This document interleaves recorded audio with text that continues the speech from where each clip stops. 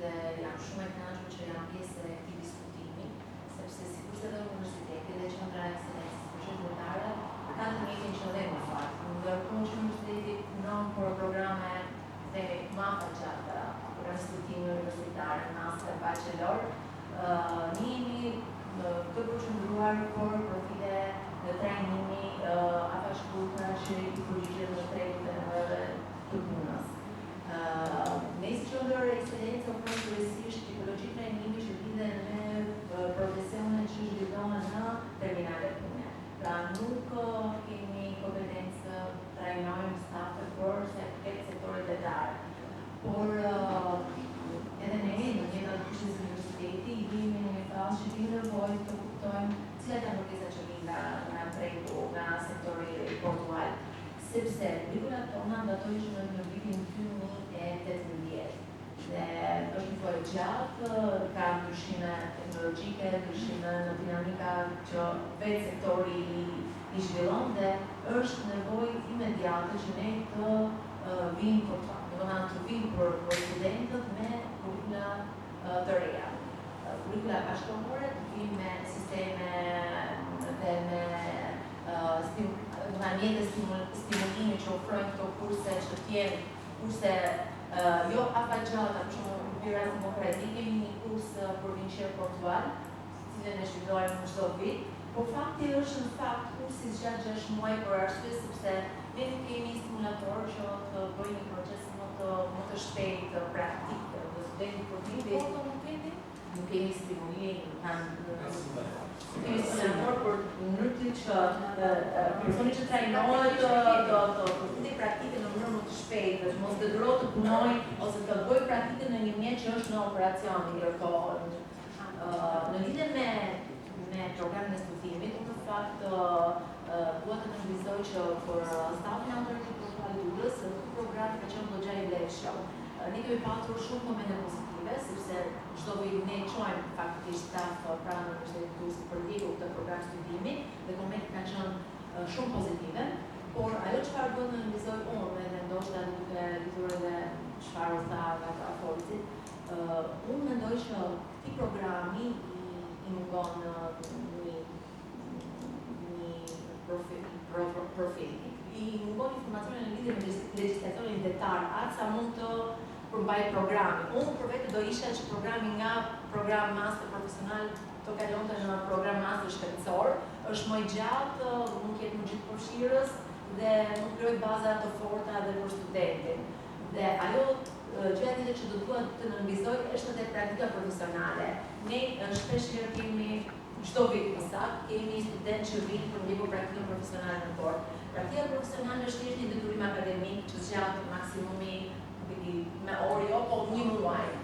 Studenti në këtë 1 muaj nuk është shumë interesuar ta zhvillojë praktikën profesionale, nuk gjen kohë në turp, nuk jep një angazhim pune, është një praktikë pa paguar, kështu që nuk praktika profesionale si detyrim akademik nuk jep efektin e vet. Unë besoj që vetë sistemi arsimor do duhet të ketë një iniciativë për ta ndryshuar.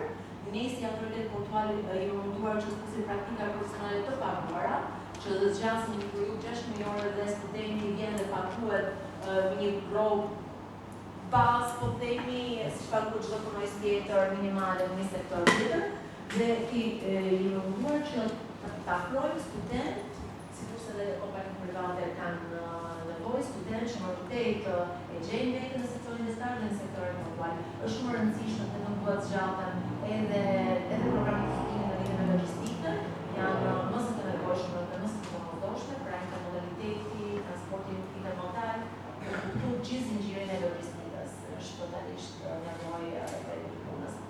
Patjetër edhe programet e tjera që ju realisht jeni duke i azhurnuar siç është edhe masteri i ri që përdoret nga Universiteti Durrësit, që normalisht deri diku ka plotësuar nevojën për një master modern, për sa i përket sigurisë detare, mjedisorë dhe mbrojtjes të këtij mjedisi detar.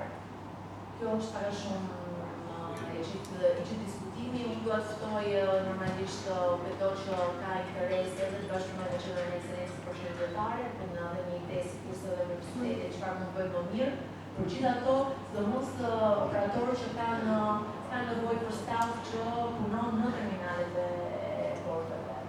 Për sektorin detar dhe për punojësit që punojnë në det, Përgjithësia Territoriale për Qilme Detare dhe e kryer shumë mirë këtë funksion.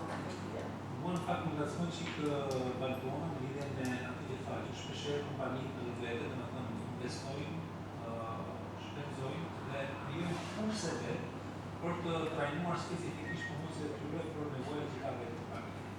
Në fakt ky është një investim, sigurisht është shumë i rëndësishëm, por dhe një sforcë e madhe për një kompani që të krijojë domethënë një strukturë plus për të trajnuar, për të bërë etj. Pyetja ime është sa të vullnesshëm do të ishit që të ftoni dhe universitarin, ashtu siç ne kemi nevojë që të na ftoni, që t'ju ftojnë për të ndihmuar për këto gjëra, ne jemi të gatshëm të ofrojmë dhe ekspertizën tonë për të bashkëpunuar dhe për të ardhur për bërë në leksion, në trajnim, në gjë që juve keni nevojë dhe tu flasim si gjithmonë për një bashkëpunim të hapur dhe eficient ndërmjet të faktit për krijuar gjithmonë atë urën lidhëse ndërmjet universitetit dhe tregu. Si do të duhet një ide ti? Do ta mirëprisni që të ftoni dhe pedagogët në universitet për bërë ndoshta tailor-made courses pra për skills caktuara? Do ishte e mirë sepse shumë herë ne e mendojmë dhe vetë që kemi një staf që ne mësojmë njëri tjetrin. Nuk është se i kim gjithë, se gjithë mësojmë për ditë mësojmë. Kështu them që ne marrim student ose punonjës pa kualifikuar dhe kualifikojmë se në ato të përditshme, ne në ato të bëjmë punë. Kjo ka qenë arsyeja që shumë herë e kemi dhënë eksperiencën ose në thuhet të mos prishim zinxhirin e marrëdhënies në punë të stafit, por vjen shumë trajnime që bëhen për shembull për marrësi shumë programa fiskale.